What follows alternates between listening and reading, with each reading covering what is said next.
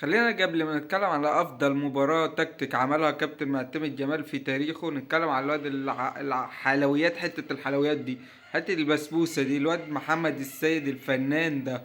اللعيب ده يا جماعة شوية كده اهرسوا بس شوية ماتشات كده هتلاقيه معدي إمام عاشور اللي كان بدايته معنا أقل من كده. أي نعم هو دخل وشال خط وسط نادي الزمالك بعد رحيل ساسي، بس شوف محمد سيد ده هرسه شوية ماتشات كده وهتشوف نجم الفريق الأول. حاجة كده عيل رايق، عيل رزل مع أي لعيب بيلزق لزقة كده في أي لاعب من الخصم، بيلزق كذا تالت ماتش على التوالي من أول الماتش.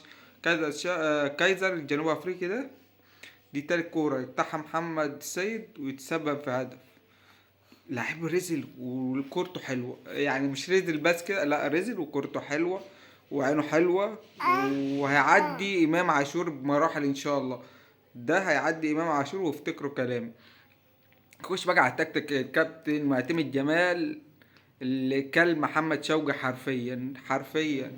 محمد شوقي التاكا، محمد شوقي بيعتمد ان هو يلعب ويملى الجبهة اليمين بتاعته ويكتر لعيبة، ويعتمد على فردية مصطفى سعد ميسي وكرة طايشة يجيبها جون في أي منافس. كابتن معتمد جمال قفله الناحية دي نهائيا ببنتايك، وكان المفروض محمد أحمد شريف يرجع مع بنتايك، بس طبعا كلنا عارفين كل الوينجات اللي في الناحية الشمال مشلولين. احمد شريف بشيكو بنزا المشلول ده، حياة في منتهى العاق الصراحة. بس قدر يقفلها بنتايك، وقدر كابتن معتمد جمال يلعب على التحولات، ان هو الفرق الناحية الشمال بتاعت زد فاضية، وخلى بقى بيزيرا بيلعب واحد على واحد، والجون الهدف الرائع اللي عمله والاسيست بتاع ناصر منسي الرهيب. اللعيب ده مش اسطوره يا جماعه، اللعيبه ده مش اسطوره كده كلمه، لا بجد هو بقى اسطوره. اللعيب بيقاتل، بيعمل اسيستات في مناطق رهيبه في منطقه الجزاء. يعني اللعيب مرات كده في منطقة ال 18 بيلعب فيها عرضية بالممرات كده، تحس الكرة بتعدي كده من بين لعيبة المنافس وتروح للعيب.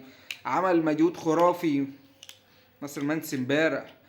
الزمالك كل حرفيا، حتى المدرب زمان نادي زد مش كان عارف يعمل ايه مع التكتيك اللي كان بيعمله معتمد جمال. بصراحة اول ماتش اشوفه لما معتمد جمال بالحلاوة دي، تغييرات صح.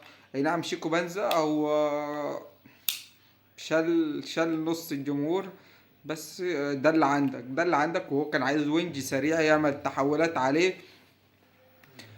في ظهر اللاعب الزد اللي بدأت تهاجم وتريح منه بزيرة. بس انت اي نعم عندك لاعب يشيل، خذلك وخذل الجمهور، لكن ربنا كرمك وقدرت تفوز بعد هدف التعادل اللي جا في وقت قاتل. ربنا كرمك بعدها على طول وجبت الهدف التاني، وده بسبب جمهور الزمالك رقم واحد، قوة وشراسة لعيبة الزمالك رقم اتنين، تكتيك معتمد جمال اللي دخل في فورمة الماتشات. هو كمان معتمد جمال بدأ يشغل دماغه، مدرب مصري بفلوس مصرية أحلى من اللي باخد فلوس بالدولار.